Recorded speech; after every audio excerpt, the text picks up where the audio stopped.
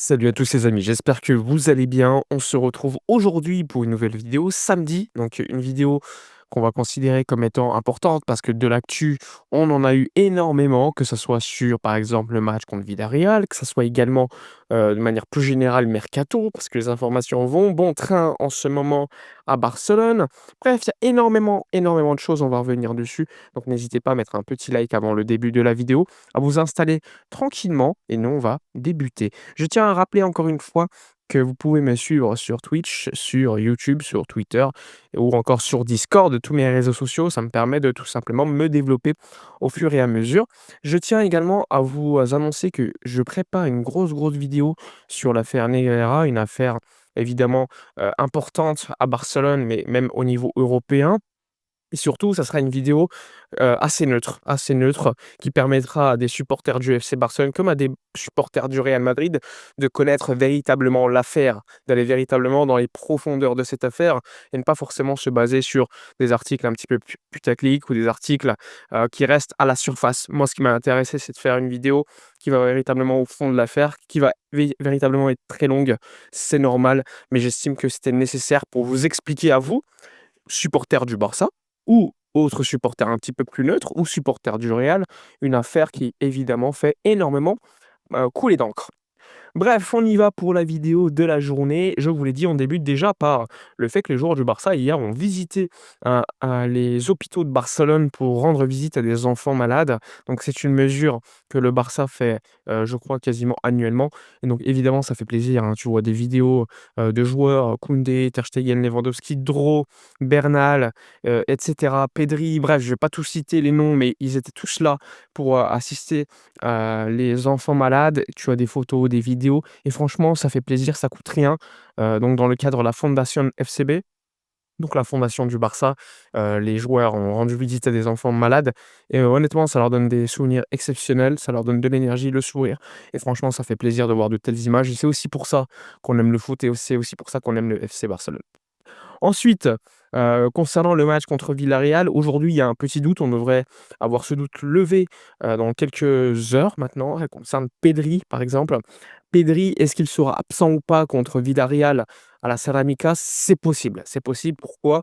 Parce que le Barça sent que le joueur est fatigué. Il y a une surcharge musculaire. Le Barça ne veut pas prendre de risques par rapport à Pedri, sachant que après il y aura quand même une petite, pas trêve internationale, mais un petit repos parce que le Barça ne jouera pas avant le 3 janvier contre l'Espagnol de Barcelone. Donc forcément, le Barça se dit: «Bon, s'il a besoin de se reposer, on le met déjà au repos, comme ça il sera de retour en pleine forme». Donc vraisemblablement, s'il fait partie du groupe, il ne jouera pas, il sera sur le banc et normalement, il sera absent carrément et ça devrait être Frenkie de Jong qui devrait être titularisé à la place de Pedri au milieu de terrain contre Villarreal. Une équipe de Villarreal qui forcément, coup dur, a reçu, des coups durs, éliminés en Copa en semaine. Je crois que c'était contre le Racing de Santander, une défaite 2-1, alors qu'ils avaient mis quand même une équipe ultra compétitive. Malheureusement pour Villarreal et heureusement pour le Barça, j'ai envie de vous dire, il y a aussi beaucoup d'absents. Que ça soit Thomas Partey, que ça soit également, Gérard Moreno qui est vraiment douteux. Foyt et d'autres joueurs. Il y a des joueurs qui vont à la CAN, aussi à la Coupe d'Afrique des Nations, comme Ilias Akromache, mais pas que. Il y a le milieu de terrain, sénégalais, j'ai oublié son nom, je vais pas me tromper, Gueye, je crois, ou ouais, je crois que c'est ça. Donc oui, il y a beaucoup d'absents, forcément pour une équipe de Villarreal qui, en Ligue des Champions, ça se passe mal, mais en Liga, ça se passe ultra bien, hein. De telle sorte que s'ils gagnent contre le Barça ce week-end, en gagnant en plus leurs 2 matchs en retard, ils peuvent être leaders du championnat. Bon, évidemment, ça va être compliqué pour eux, mais ça montre quand même que ça bosse bien du côté de Villarreal en Liga, je le rappelle, parce que clairement, lorsqu'il s'agit de jouer sur la phase européenne, c'est beaucoup plus compliqué. Là, ils vont perdre beaucoup de joueurs pour la CAN et en plus, il y a des absences. Il faudra voir dans quel état et est-ce qu'ils vont réussir à garder un semblant de niveau en Liga pour être quand même dans cette course, peut-être pour le titre, je pense pas, mais au moins pour la Ligue des Champions prochaine. Aujourd'hui, ils sont quand même assez détachés du 5e. Sinon, côté actualité, il y a Mundo Deportivo, Fernando Polo, donc c'est quand même des informations qu'il faut prendre, pas au pied de la lettre, mais très sérieusement en tout cas, qui a écrit un article expliquant que le FC Barcelone a donc des préférences au niveau de la défense centrale, pour un gaucher. C'est la priorité absolue, je vous en ai parlé. Il y a évidemment Alessandro Bastoni, le joueur de l'Inter de Milan qui forcément est le rêve de Deco. Je vous en ai parlé hier en vidéo. Je vous ai parlé quand même du fait qu'au niveau de la réalistiquement, ça allait être compliqué quand même de le signer parce que le coût est très élevé. Qu'en plus de ça, le joueur a vraisemblablement sera plus ouvert à une prolongation de contrat avec l'Inter de Milan qui veut d'ailleurs le prolonger. Donc à ce niveau-là, on verra. Mais il y a également un autre nom, c'est le nom de Gvardiol, cité par Fernando Polo, qui explique que lui aussi son contrat se termine en 2028, que sa valeur transfert market est de 70 millions d'euros. Forcément, club de première ligue City, ça peut être également très cher, mais en tout cas, le Barça a aussi Josko Gvardiol dans sa liste pour se renforcer en défense centrale. Et là, ça nous met quand même la puce à l'oreille, hein. Le Barça comme priorité absolue de se renforcer à ce poste. Et dans l'article, il nous cite également Nico Schlotterbeck en disant que Schlotterbeck plaît beaucoup à Barcelone, mais qu'il n'y a pas non plus unanimité.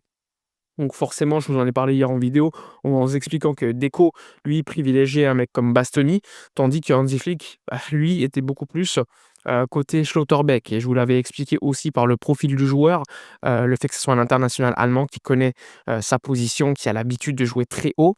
Et en plus, Flick le connaît parfaitement puisqu'il l'a lancé en sélection allemande.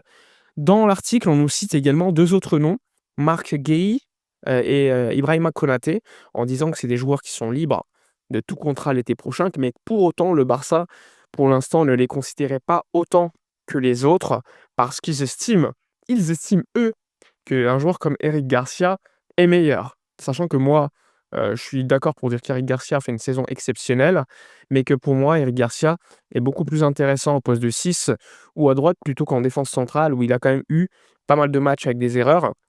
Olympiakos, Real Madrid, et cetera. Donc personnellement, je suis pas forcément d'accord avec cette phrase, même si en réalité un mec comme Konaté, il fait une saison catastrophique et Gueye, à mon avis, supérieur en défense centrale, je le rappelle. Mais pour autant, sur les autres postes, au niveau de la polyvalence, Eric Garcia est véritablement supérieur. En tout cas, l'article de Fernando Polo nous met quand même la puce à l'oreille. Ça met quand même en avant que le Barça, clairement, a comme priorité cette défense centrale.